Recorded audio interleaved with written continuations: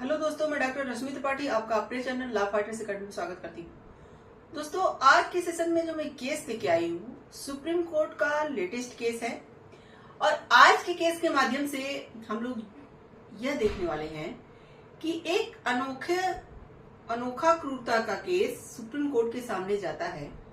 तो चलिए हम लोग यह जानते हैं कि यह अनोखा क्रूरता का केस कैसे हुआ और सुप्रीम कोर्ट ने इस केस में अपना क्या जजमेंट दिया। तो जैसा कि जो यह मामला रहता है, मामला कुछ यूं रहता है कि एक महिला जो रहती है वो अपने ससुराल वालों के खिलाफ जो है आईपीसी का सेक्शन 498A लगवाती है। जैसा कि हम लोग जानते हैं कि आईपीसी का सेक्शन 498A जो होता है वह क्रूरता को लेकर होता है, यानी महिला के ऊपर पति और पति के रिश्तेदारों ने क्रूरता किया हो दहेज संबंधी बातों को लेकर। जैसा कि तो अब देखिए, इस मामले में पत्नी ने सिर्फ आईपीसी का सेक्शन 498A ही नहीं लगाया था, उन्होंने कुछ और भी आईपीसी के सेक्शंस इन्वॉल्व किए थे। इसमें क्या क्या थे वो सेक्शन? वो सेक्शन था आईपीसी का सेक्शन 323 क्या कहता है? जानबूझकर किसी पर्सन को चोट पहुंचाना। और इन्होंने क्या लगवाया था? आईपीसी का सेक्शन 504 जानबूझकर किसी को अपमानित करना, और आईपीसी का सेक्शन 506 जो कि किसी को धमकी देना, और आईपीसी का सेक्शन 34।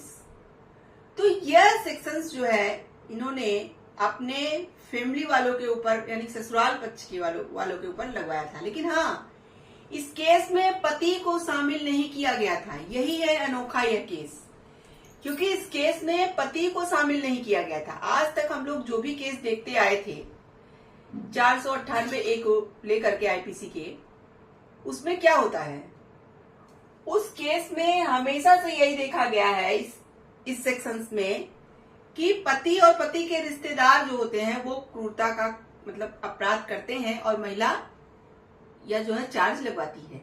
लेकिन यहाँ पे पति को नहीं शामिल किया गया था, उसके माता पिता और उसके अन्य फैमिली वालों को इसमें शामिल किया गया था। तो देखिए, जैसा कि जब यह मामला बॉम्बे हाईकोर्ट के पास पहले जाता है, कहा जाता है कि यह जो आरोप लगाए गए हैं वो आरोप बनते नहीं है, फिर भी झूठे केस हमारे ऊपर करवा दिए गए हैं। तो बॉम्बे हाईकोर्ट ने इनके केस को खारिज नहीं किया, बल्कि उन्होंने कहा कि यह केस को आगे मतलब बढ़ा दिया जाए। और ये लोग जो अपनी अपील बॉम्बे हाईकोर्ट लेके गए थे, अपील करता, उसको खारिज कर दिया गया था। तब ये लोग अपना जो है केस लेके सुप्रीम कोर्ट जाते हैं, सुप्रीम कोर्ट में अपना दरवाजा खटखटाते हैं। तो चलिए हम लोग देखते हैं कि सुप्रीम कोर्ट में इस केस की सुनवाई कौन से जज कर रहे थे और उन्होंने अपने जजमेंट में क्या बातें कही। जैसा कि इस केस को जस्टिस पीएस नरसिम्हा और न्यायमूर्ति पंकज मित्तल की खंडपीठ मतलब इसकी केस की सुनवाई कर रही थी। 2 जजों की खंडपीठ थी जो इस केस की सुनवाई कर रही थी। देखिए, जब सुप्रीम कोर्ट के सामने यह मसला पहुंचता है तो सुप्रीम कोर्ट ने पहले सारे मसलों को समझा और जाना, सारे एविडेंस को देखा, सारे गवाहों को देखा, सब कुछ को जांचने परखने के बाद सुप्रीम कोर्ट ने, चलिए देखते हैं क्या बातें कही। सुप्रीम कोर्ट ने कहा कि पति एवं पत्नी दोनों ने ही पति के माता पिता के खिलाफ मुकदमा दायर किया था। देखिए, इस केस में एक बात और मतलब सामने आती है कि इनके जो महिला के पति थे उन्होंने भी अपने माता पिता और फैमिली वालों के ऊपर सिविल केस कर रखा था, और महिला ने क्या किया था? क्रिमिनल केस किया था। तो वही कोर्ट ने कहा कि पति और पत्नी दोनों ने ही माता पिता और फैमिली वालों के खिलाफ मुकदमा दायर किया है।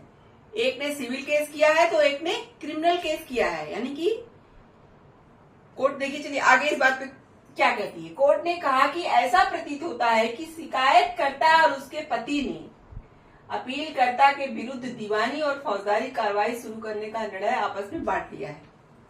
इनको कोर्ट का ये कहना था यहाँ कि ऐसा लग रहा है कि जैसे दोनों लोगों की मिली भगत हो भाई, और पति और पत्नी ने यह सोच समझ के प्लान बनाया, और एक लोगों ने दीवानी कार्रवाई करवाया तो एक लोगों ने फौजदारी, जैसे दोनों ने आपस में बांट लिया है इस मामले को।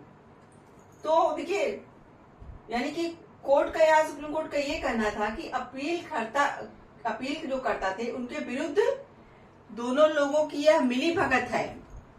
उसके बाद आगे कोर्ट ने क्या कहा? सुप्रीम कोर्ट ने यह भी कहा कि आरोप पत्र में बिना जांच के केवल महिला के आरोपों को ही दोहराया गया है।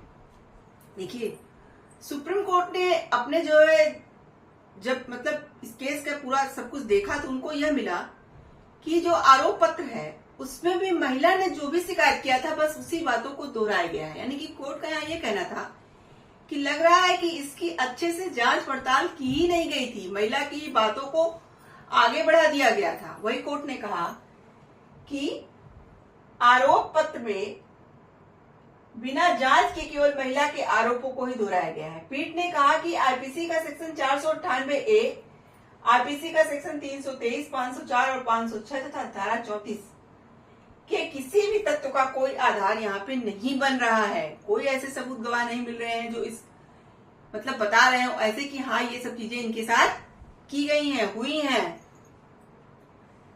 तो कोर्ट ने कहा कि हम इस निष्कर्ष पर पहुंचने में कोई भी हिचकिचाहट नहीं है। मतलब कोर्ट ने कहा कि मुझे यह जजमेंट देने में कोई भी हिचकिचाहट नहीं है कि अपीलकर्ता के खिलाफ आपराधिक कार्रवाई जारी करने की अनुमति दी जाती है। यदि अपीलकर्ता के खिलाफ आपराधिक कार्रवाई जारी करने की अनुमति दी जाती है तो यह कानून की प्रक्रिया का दुरुपयोग होगा। देखिए, कोर्ट ने यहाँ पे यह कहा कि अगर हम अपीलकर्ता के खिलाफ अगर कानूनी कार्रवाई को जारी रखेंगे तो यह बात यहाँ पे गलत होगी। यहाँ पे आपराधिक और कानूनी प्रक्रिया का यहाँ पे दुरुपयोग किया जाएगा तथा न्याय का उपहास होगा। अगर ये कार्रवाई में आगे बढ़ाता हूँ, सुप्रीम कोर्ट ने कहा, तो ये न्याय का उपहास होगा क्योंकि कोई सबूत, कोई गवाह, कोई चीज इस केस में मिल ही नहीं रहा है। ऐसा लग रहा है कि जानबूझ के बस फंसाया गया है इन लोगों को। इसलिए फिर उसके बाद पीठ ने कहा कि बॉम्बे हाईकोर्ट के आदेश को खारिज कर दिया।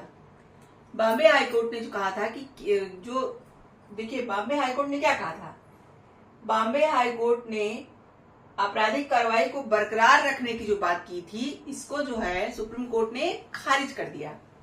और क्या फिर आगे सुप्रीम कोर्ट ने कहा, सुप्रीम कोर्ट ने 2023-13 के आपराधिक शिकायत के साथ साथ मामले में आरोप पत्र को भी खारिज कर दिया। देखिए, कोर्ट ने यहाँ पे जो शिकायत 2013 में ही की गई थी आपराधिक, उसको तो खारिज ही किया, आरोप पत्र भी जो आगे बढ़ाया गया था उसको भी खारिज कर दिया सुप्रीम कोर्ट ने। मतलब ये केस ही एकदम से खारिज कर दिया। और पीठ ने कहा कि यह आपराधिक शिकायत काफी अनोखी है। देखिए, कोर्ट ने यहाँ पे कहा यह शिकायत काफी अनोखी है। अनोखी क्यों है? क्योंकि दहेज की मांग के आरोपों के बावजूद पति को आरोपी बनाया ही नहीं गया है, पति को यहाँ आरोपी नहीं बनाया गया है।